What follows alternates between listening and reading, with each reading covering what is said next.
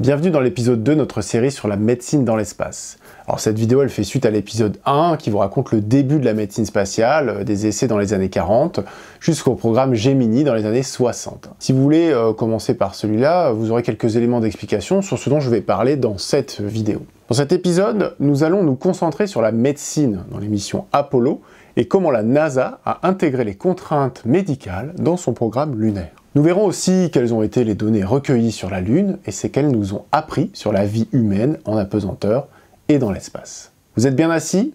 Embarquement pour la Lune dans 3, 2, 1, c'est parti.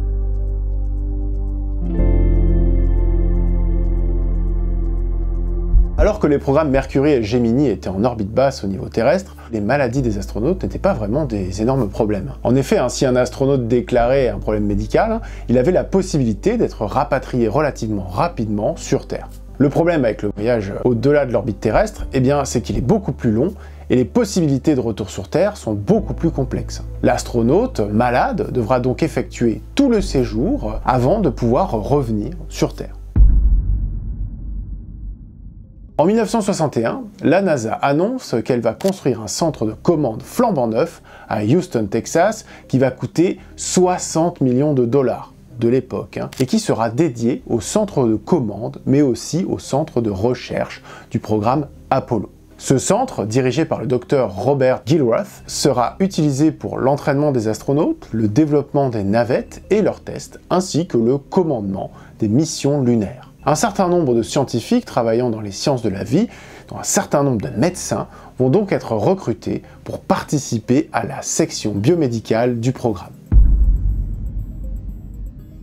Ce programme médical d'Apollo va donc consister en 3 points. Le premier sera d'assurer la sécurité et la bonne santé des astronautes avant, pendant et après leur départ. Le deuxième sera d'empêcher une contamination extraterrestre à leur retour. Et le troisième, étudier les effets spécifiques de l'espace sur l'organisme. Les astronautes Apollo vont donc être isolés avant leur départ. Un check-up médical complet va être réalisé pour détecter des éventuelles maladies latentes qui pourraient se déclencher dans l'espace. Cela va commencer par une sélection classique de gens en particulière bonne forme au sein de la population générale et qui vont pouvoir passer les différents tests médicaux et physiques et psychologiques nécessaires aux vols orbitaux. La liste du check-up, elle était très longue, Je vous la remets ici, c'est un tableau que vous pouvez trouver sur le site de la NASA. Les sources sont dans la partie description. Puis, les membres d'équipage Apollo étaient testés tous les jours, 1 mois avant leur mission, sur le plan cardiaque et pulmonaire, sanguin aussi, afin de traquer tout changement pouvant évoquer une maladie naissante ou pouvant faire craindre une défaillance une fois dans l'espace. Une évaluation complète et poussée était faite 30 et 15 jours avant le départ. Elle s'apparentait à un examen clinique médical complet. 5 jours avant le départ, un autre examen était mené. Celui-ci contenait beaucoup plus d'examens physiologiques, avec des tests ORL poussés et un nouvel examen clinique complet. Très complet. Puis, les 4 derniers jours, un examen plus simple était réalisé. Bon, dans les années 60, on ne disposait pas de l'arsenal d'imagerie ou les avancées technologiques de la médecine préventive d'aujourd'hui. Donc on se contentait des choses simples, mais plutôt efficaces et terre à terre.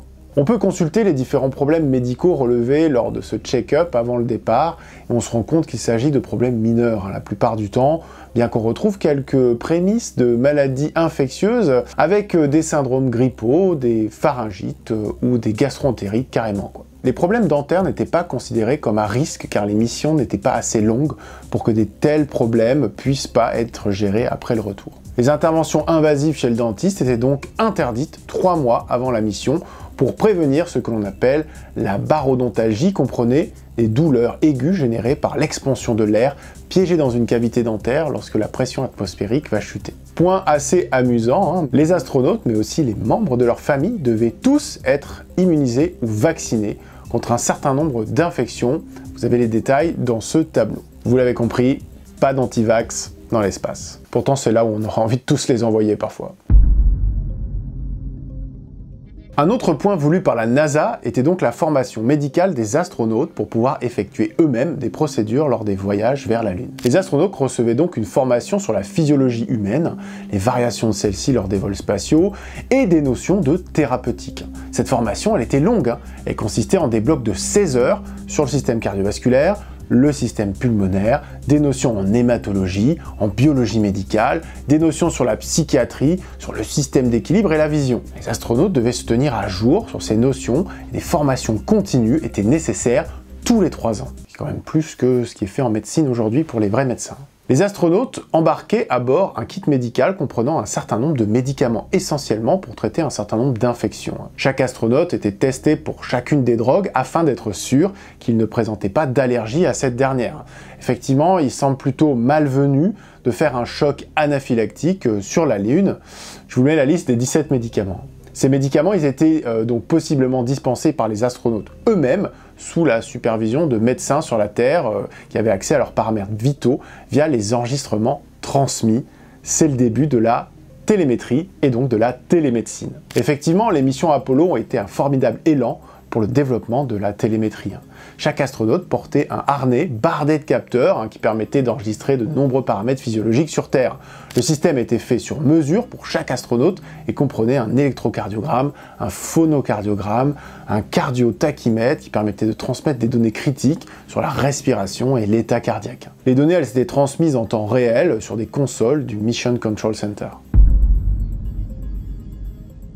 Parlons maintenant du problème des radiations cosmiques, dont vous connaissez maintenant la gravité évoquée dans l'épisode 1. Avant d'arriver sur la Lune, comme je vous le disais dans l'épisode précédent, et contrairement au vol en orbite basse, il faut traverser les ceintures de Van Allen. Ces ceintures sont des sortes de gros donuts situés de part et d'autre de l'équateur magnétique de la Terre et qui condensent une grande quantité de particules fortement énergétiques issues des vents solaires. C'est grâce au compteur Geiger embarqué dans les satellites Explorer 1 et 3 qu'un physicien, James Van Allen, va décrire ces ceintures en 1958. À savoir que Sputnik 2 avait déjà enregistré la radioactivité de la ceinture inférieure en 1957, mais les Russes n'avaient pas de système permettant de capter ces informations au moment de la transmission de Sputnik. Il existe donc 2 ceintures, une interne qui est située entre 700 et 10 000 km d'altitude et une ceinture extérieure qui est entre 13 et 65 000 km d'altitude. Ces zones de la magnétosphère sont extrêmement dangereuses pour l'homme car elles grouillent de particules hautement énergétiques comme des protons et des électrons à haute énergie. On estime que la dose de radiation reçue pour un satellite qui reste 1 an dans les ceintures est d'environ 50 sieverts, soit 10 fois la dose létale. C'est un peu beaucoup. Ces particules hautement radioactives ont la capacité de modifier durablement nos organismes vivants. Et le fait de rester sans protection dans les ceintures un peu trop longtemps a de grandes chances quand même de vous tuer. Alors comment les astronautes d'Apollo ont-ils pu survivre? Sont-ils vraiment allés sur la Lune? Tout ceci n'est-il pas qu'un hoax?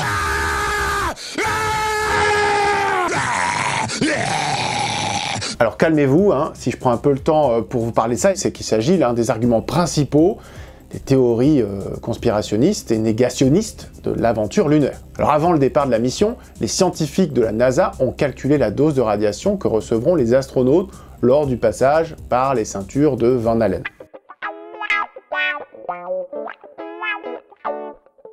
La distance du voyage était d'environ 382 000 km et les ceintures de Van Allen s'étendent sur environ 15 000 km. Au sein de ces ceintures, l'intensité de radiation varie en moyenne 50 sieverts par an, comme je vous l'ai dit. Le module lunaire, il voyage à 25 000 km/h et va donc traverser les 2 ceintures successivement dans des régions où la dose de radiation est variable. Il a donc été calculé que la traversée de ces ceintures prendrait environ 1 heure. 68,1 minutes pour être précis. Les différentes régions ajoutées, la dose reçue était de 160 millisieverts. La dose létale étant de 3000 millisieverts par heure. Ici, nous étions largement en dessous. Voilà. Pour protéger l'équipage des missions Apollo, les capsules présentaient un bouclier anti-radiation à base de plomb, comme cela était classique dans les centrales nucléaires ou les services de radiologie. À bord, un certain nombre de dispositifs ont été disposés pour mesurer les radiations, sur le module et sur les combinaisons, mais aussi un compteur Geiger qui permettait aux astronautes de contrôler la radioactivité en direct dans n'importe quelle partie du module. Une fois les ceintures de Van Allen passées, le problème des radiations n'est pas pour autant terminé. La Lune, elle ne dispose pas d'un champ magnétique ou d'une atmosphère qui lui permettent de repousser le vent solaire comme sur Terre. Les astronautes sont donc exposés de façon vulnérable au vent solaire. Et ils ont eu de la chance. Et oui, il existe des cycles solaires durant lesquels l'intensité du vent et des rafales de plasma varie au gré des tempêtes solaires. Certaines éruptions solaires inattendues peuvent dégager une quantité importante de rayonnement, comme en 2012, où l'une des plus importantes tempêtes solaires depuis 150 ans a failli nous ramener à l'âge de pierre. Bien que le programme dû envoyer des hommes sur la Lune en moins de 10 ans, eh bien, il coïncidait aussi avec une période plutôt favorable du cycle solaire. Ainsi, les astronautes Apollo n'ont pas été exposés à de grosses quantités de radiations inattendues. Les relevés dosimétriques ont montré que les astronautes des vols Apollo ont reçu des doses sur la peau allant de 1,6 à 11,4 millisievert, ce qui est un peu plus de la moitié de la dose autorisée pour les travailleurs du nucléaire français. Les astronautes ont néanmoins ressenti de façon singulière ces radiations à cause de l'effet Vavilov-Cherenkov. En effet, tous les astronautes des missions Apollo ont décrit avoir vu des flashs lumineux lors de la traversée des ceintures, alors même que leurs yeux s'étaient adaptés à l'obscurité. Alors l'effet Cherenkov, c'est lorsque des particules comme des électrons hautement énergétiques, dans un milieu diélectrique comme l'eau, voyagent plus vite que la lumière. Si c'est possible, je vous mets l'explication ici dans cette vidéo. Du coup, ces particules vont entraîner une onde de choc au niveau des particules du milieu, qui s'intensifie à mesure que la particule progresse dans ce milieu. Cela provoque la couleur bleutée vue dans les cuves des réacteurs nucléaires, mais pouvait aussi expliquer les flashs vus par les astronautes et nommés l'Astronaut's Eye. Une preuve supplémentaire est l'énorme prévalence de la cataracte chez les astronautes des missions Apollo. En effet, une étude a montré que les astronautes des missions Apollo ont développé plus de cataracte que les astronautes étant restés en orbite basse. Près de 36 astronautes ont donc souffert de cataracte entre 4 et 10 ans après la mission. Un certain nombre de données médicales ont été recueillies lors des missions Apollo. Je vais vous parler de quelques-unes marquantes dans cette vidéo. Alors déjà, un certain nombre de prélèvements bactériologiques ont été effectués avant et après la mission afin d'étudier si de nouvelles bactéries s'étaient développées. Le catalogue de bactéries fait avant le départ était surtout fait pour évaluer la possibilité d'une contamination humaine du sol lunaire. Mais aucun micro-organisme n'a été trouvé dans les échantillons provenant du sol lunaire. Pas loin de 4000 bactéries ont été retrouvées dans tous les prélèvements, mais rien de bien exceptionnel. Si vous les regardez de plus près, je vous mets les liens en description. Un certain nombre de contaminants issus de la fabrication du module, des systèmes de fonctionnement, des combinaisons ou des ergols ont été détectés durant les missions Apollo. La liste est un peu flippante, mais une grande partie sont à l'état de trace. Le programme Apollo a cependant mis le doigt sur la nécessité d'un renouvellement et d'une purification de l'air efficace, notamment dans des missions de longue durée, car on remarque que de nombreux polluants sont détectables et potentiellement dangereux. La combinaison pour les sorties extravéhiculaires sur la Lune a été un peu améliorée depuis les sorties du programme Gemini, notamment avec les problèmes de régulation thermique qui avaient été mis en avant. Un système de refroidissement composé d'un réseau de tuyaux remplis d'eau permettait de refroidir l'intérieur de la combinaison et permettait alors aux astronautes de garder leur performance plus longtemps. Grâce à cette combinaison et à son système de refroidissement, la dépense calorique des astronautes a été moins importante qu'estimée durant l'ensemble des sorties extravéhiculaires sur la Lune. Les astronautes ont eu la mesure de leur composition corporelle de façon invasive à intervalles réguliers avant leur départ. Ils auront aussi ces mesures après leur retour. On notera une perte moyenne de 3,5 kg après les voyages lunaires. Quasi toute cette perte était regagnée dans les 24 heures, ce qui signifie une forme de déshydratation au moment du retour. Ils amérissaient dans des zones tropicales où la température était plus importante, en rajoutant la combinaison et au transport en hélicoptère puis en voiture. Cependant, on a pu observer que la redistribution des volumes du corps et de la masse sanguine modifiait la réponse de nos reins pour l'élimination et la régulation de la quantité d'eau dans notre corps. Effectivement, en apesanteur, l'eau a tendance à plus rester dans les compartiments sanguins et ne s'accumule pas dans les extrémités à cause de la gravité. De ce fait, nos capteurs situés au niveau cardiaque interprètent cela comme une augmentation du volume d'eau et vont alors activer le système hormonal qui permet d'augmenter le volume urinaire. Cela expliquera en somme une partie de la perte de poids des astronautes dans l'espace. Les isotopes radioactifs comme l'iode 125, l'hydrogène 3 ou le potassium 42 vont être scrutés dans les différents organes afin de voir la dose de radiation dans les organes internes. Une batterie d'hormones, de marqueurs sanguins et urinaires ont donc été mesurés avant, pendant et après la mission. On a pu par exemple s'assurer que nos globules rouges fonctionnaient de la même façon avant et après le retour dans l'espace, ou encore que notre immunité n'était pas altérée après un tel voyage. Les principales constatations physiologiques des programmes Mercury et Gemini, comme je vous le disais, étaient la perturbation transitoire du baroréflexe. On notait aussi une déminéralisation osseuse minime, mais réelle. En gros, rien de bien problématique pour aller sur la Lune. Les missions Apollo, elles vont confirmer la persistance d'un dérèglement du baroréflexe chez les astronautes à leur retour, et cela sera associé à l'exposition à l'impesanteur et à la microgravité. Pour tenter de lutter contre cet effet, les astronautes d'Apollo 17 ont porté des pantalons anti-G ou pantalons à pression positive lors de la réentrée et dans les premiers instants sur Terre. Bien que les résultats étaient encourageants à l'époque, ils étaient les seuls à en avoir bénéficié. Il était donc difficile de tirer des conclusions sur leur utilité. Concernant les capacités respiratoires et cardiaques, il semblerait que ces séjours dans l'espace n'aient pas eu de gros effets sur les capacités physiologiques des astronautes. Alors, à cela près que ces personnes jouissaient déjà de capacités exceptionnelles à la base. La principale inquiétude était surtout portée sur des constatations de programmes précédents et la perte de densité osseuse. Les missions Apollo ont confirmé que les séjours en apesanteur entraînaient une perte de masse osseuse. Cependant, les modifications étaient du même ordre de grandeur que les personnes qui restaient alitées sur de longues périodes. Les analyses n'ont pas permis de relier précisément cette perte à la durée des séjours, car ce sont les membres de Gemini 5 qui avaient la plus grande perte osseuse, alors qu'ils n'étaient pas ceux qui avaient passé le plus de temps dans l'espace. Ainsi, ce point reste une préoccupation centrale pour les missions de plus longue durée dans l'espace. On le verra dans l'épisode suivant, que j'ai pas encore écrit, donc j'espère que je vais quand même en parler. Enfin, les missions Apollo ont soulevé un problème qui n'avait pas été vu jusque-là, les troubles de l'oreille interne. Effectivement, un certain nombre d'astronautes se sont plaints de vertiges lors des vols Apollo, et surtout lorsqu'ils tournaient la tête. L'adaptation vestibulaire à l'apesanteur se fait dans les premiers jours des missions spatiales habituellement. Sur la Lune, la microgravité permettait à l'oreille interne de fonctionner correctement. Les missions Apollo n'ont cependant pas été suffisamment bien préparées sur l'évaluation de l'équilibre. Il était donc impossible pour les scientifiques de prédire la réponse de façon individuelle. Il semblerait quand même que ces troubles soient plus marqués chez les astronautes effectuant leur première sortie spatiale, alors que des astronautes aguerris n'en souffraient pas tellement. Ces questions seront donc au centre des expériences menées dans la suite du programme spatial et notamment lors du programme Skylab.